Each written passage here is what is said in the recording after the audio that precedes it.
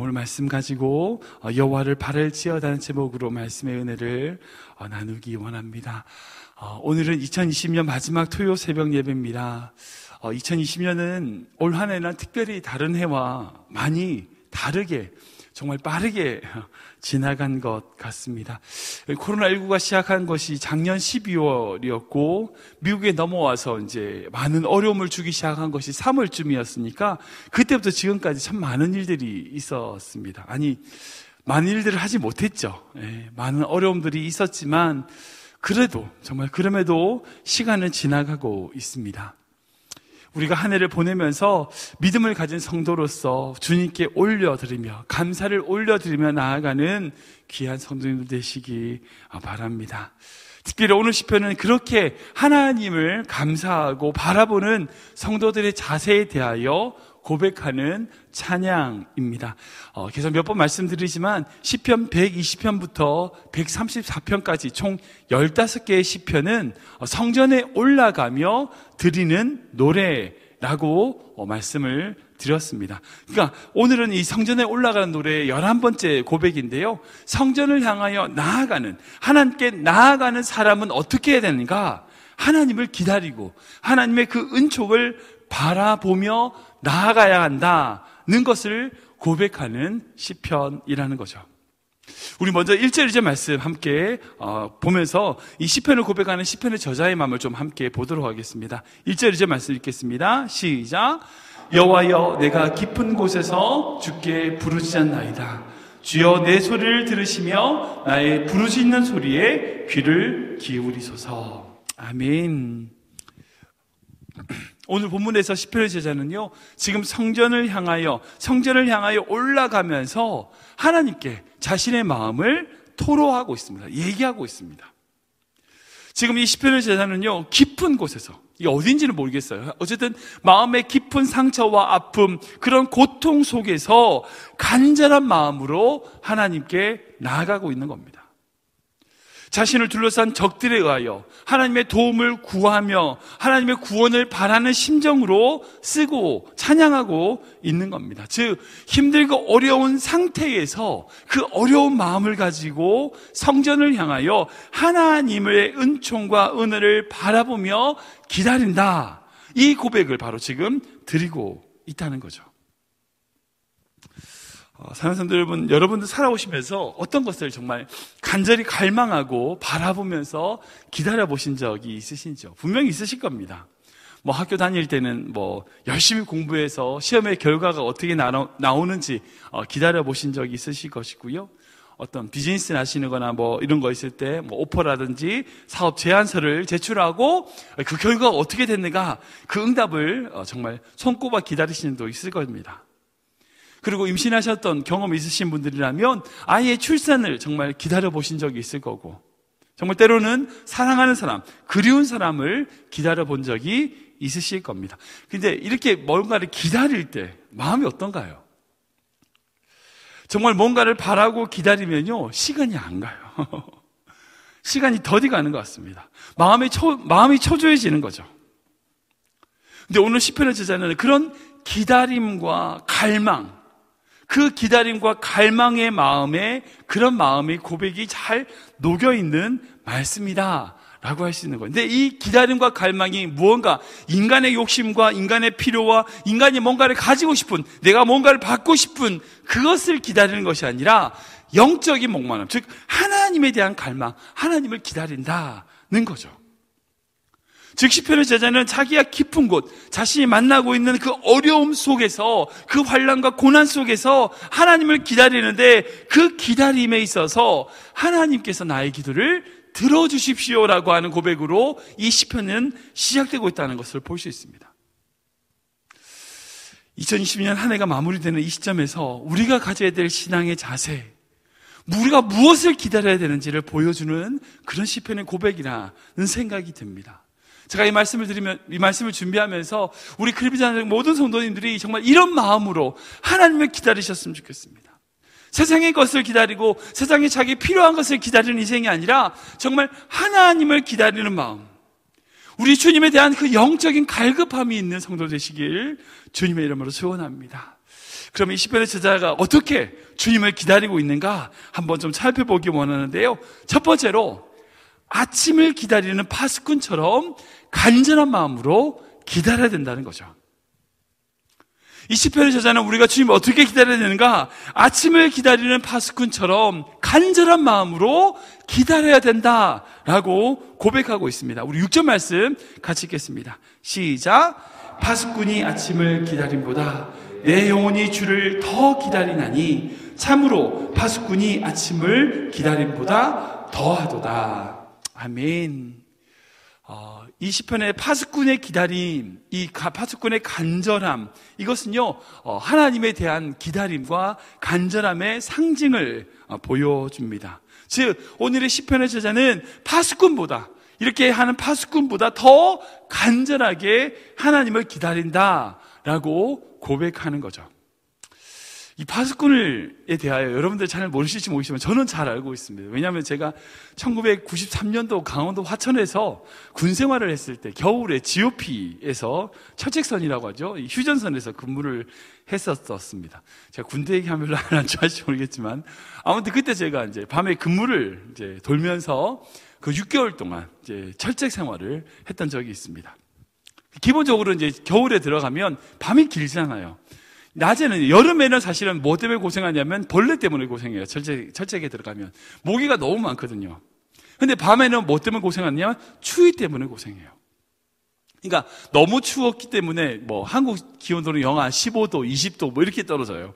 그러니까 너무 춥기 때문에 한 사람이 이제 2명이 조로 일어나는데 오래 못 있습니다. 기껏해야 2시간 내지 3시간 정도밖에 밖에 그 보초를 서게 되는데 얼마나 춥냐면 이제 옷을 막 지금처럼 이제 눈이 이렇게 우리 클리브랜드 많이 내렸는데 눈이 정말 많이 내리게 되면 옷을 겹쳐 입어요.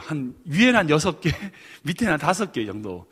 방한모부터 이제 모자를 둘러쓰고 뭐 거의 막 이렇게 될 만큼 이제 뚱뚱하게 옷을 입고 이렇게 걸어요.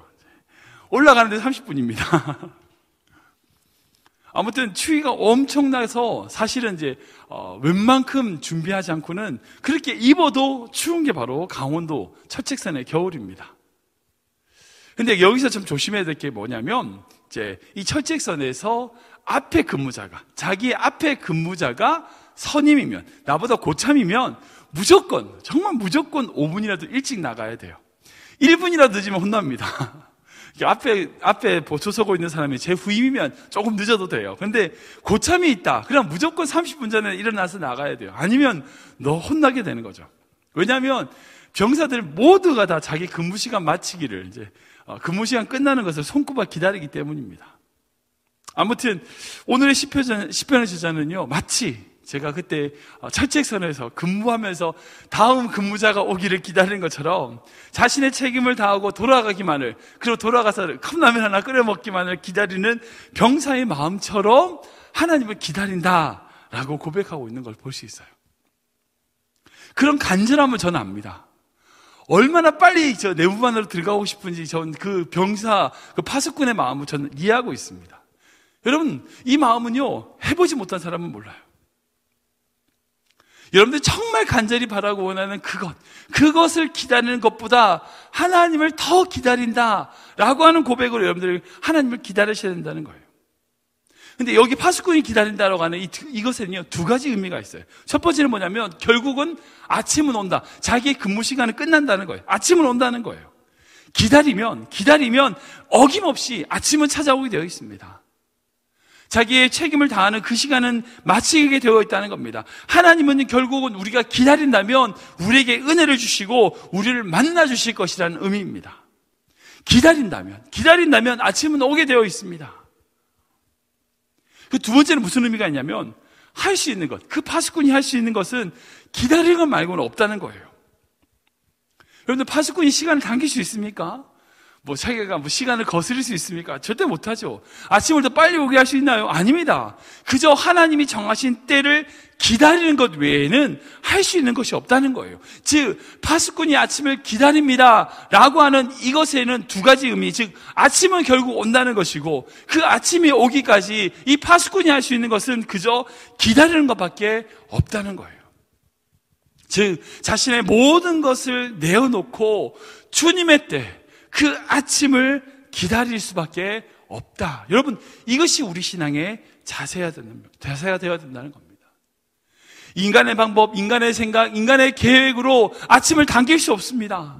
하나님의 때를 당길 수 없어요. 그저 우리의 자리에서 우리에게 주어진 사명의 자리를 완수하고 그 책임에 대하여 최선을 다하고 있으면 결국 하나님의 때에 하나님의 방법으로 하나님의 뜻대로 이루실 것이다는 것이 바로 이것의 고백의 뜻이란 거죠. 사랑하는 성도 여러분, 서두를 것 없습니다. 결국 아침은 오게 되어 있는 겁니다. 하나님의 때에 하나님의 방법으로 우리 삶에 하나님은 임하실 것입니다.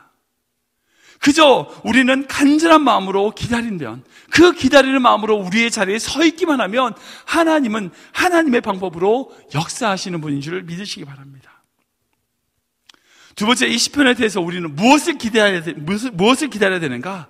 오직 주님의 말씀만을 기대해야 된다는 겁니다.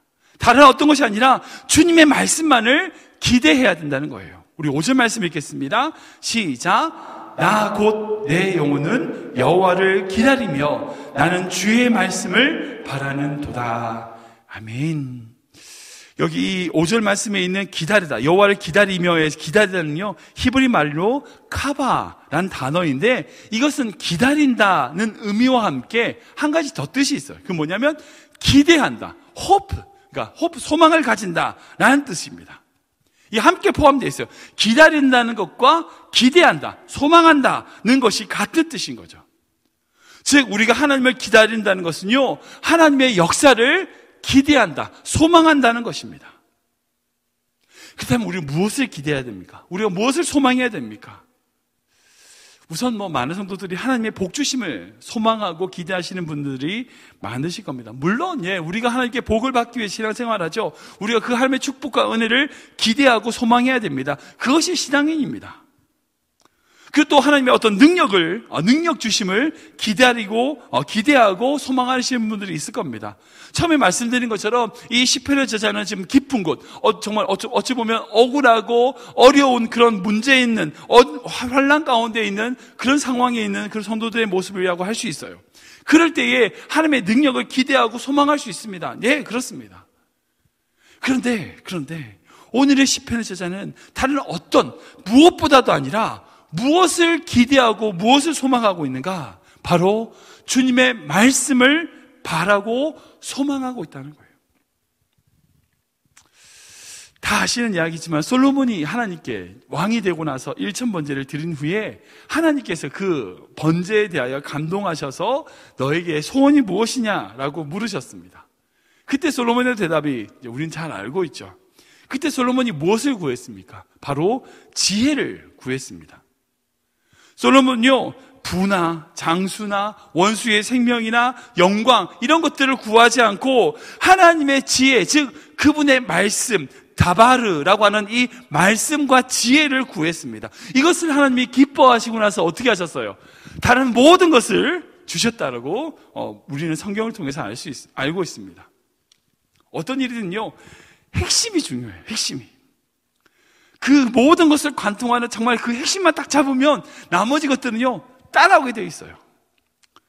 많은 성도들이 신앙생활을 하면서 어수선하게 다른 것들을 막 구해요. 다른 것을 잡습니다. 아니요, 우리 신앙의 핵심은요, 바로 말씀입니다.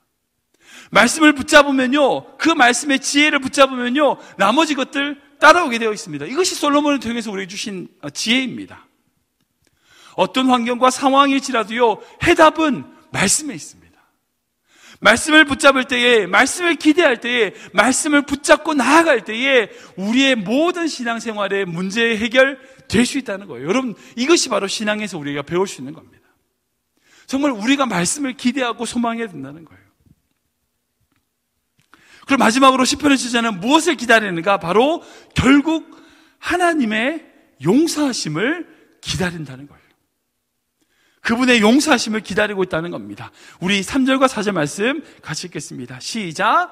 여호와여, 주께서 죄악을 지켜보실진대 주여 누가 서리이까? 그러나 사유하심이 주께 있음은 주를 경외하게 하심이니이다. 아멘.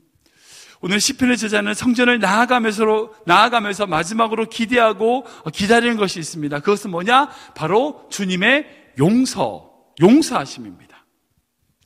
이 말씀을 보면요, 주님께서 만약 죄를 살피신다면 감히 떳떳하게 설 수 있는 사람이 아무도 없다라고 고백하고 있습니다. 누가 하나님 앞에 서겠습니까? 하나님이 죄를 다 따지신다 그러면 누가 하나님 앞에 예배할 수 있습니까?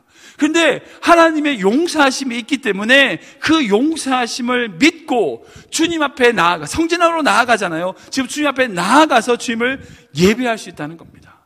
우리가 신앙생활할 수 있는 모든 것은 우리로 말미암아 우리의 모든 죄를 용서하시는 그 하나님의 용서하심이 있기 때문이에요. 여러분, 사람들이 죄를 빠져나오지 못합니다. 죄의 수렁에서 빠져나오지 못하는 여러 가지 이유가 있지만 그 중에 제일 큰 이유가 뭐냐? 자기 죄가 너무 크다고 생각하기 때문이에요. 죄가 너무 크다고 생각하는 거예요. 아니에요. 사랑하는 성도 여러분, 그러나 하나님의 용서하심은 죄보다 더 큽니다. 우리의 죄보다 더 훨씬 큽니다. 하나님이 우리의 모든 죄를 용서하시기까지 그 크신 사랑은 이루 말할 수 없습니다. 하나님은요, 우리 죄를 계산하시는 회계사가 아니에요. 우리를 용서하시기 위하여 주시는 분이라는 거예요. 분명 하나님이 우리의 죄를 물으실 때가 있어요. 그것은 우리의 죄를 따지기 위한 것이 아니라 우리가 하나님 앞에 얼만큼 용서받았는지를 깨닫게 하기 위함이에요. 성경의 모든 사람, 역사의 모든 사람은 이 하나님의 용서하심을 기대하고 바라보는 것으로 하나님의 모든 삶을 살았던 것으로 볼 수 있습니다. 하나님의 그 용서하심 속에서 그의 인생을 시작했던 것을 볼 수 있어요. 하나님은 용서하시는 분이십니다. 우리가 주 앞에 나아가기만 하면 우리의 횟수와 상관없이 우리를 끊임없이 용서하시는 분이에요.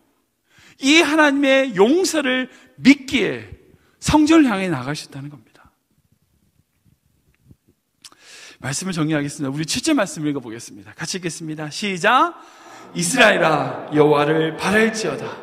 여호와께서는 인자하심과 풍성한 속량이 있음이라. 아멘. 사랑하는 여러분, 하나님께는요, 인자하심과 풍성한 용서와 속량이 있습니다.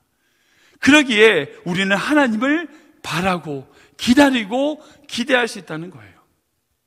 하나님의 그 용서하심을 받은 자가 그 용서로 말미암아 성전을 향하여 나아가게 되고, 그리고 그렇게 하나님의 용서하심으로 성전을 향하여 나아갈 때에 말씀을 기대하게 되고, 그리고 그 말씀을 기대할 때에 사랑하는 여러분, 날마다 새롭게 하시는, 아침마다 새로운 그 주님의 인자하심을 기다릴 수 있는 신앙생활이 될 수 있다는 거예요.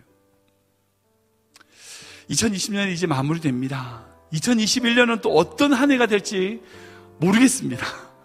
코로나19가 어떻게 지금 이제 마무리가 될지, 또 2021년에는 이 백신이 나왔으니까 어떻게 전환이 돼서 이제 평범의 일상으로 돌아갈 수 있는지 아닌지 모르겠습니다. 그러나 사랑하는 여러분, 중요한 것, 우리를 용서하시는 주님, 그 주님의 용서하심을 기대하고 나아가고, 그리고 21년에는 하나님의 말씀을 기대하고 소망하고 그렇게 나아갈 때에 우리 삶 가운데 아침처럼 다가오시는 하나님의 놀라운 인자하심을 누리는 귀한 성도들 되시길 주님으로 축원합니다.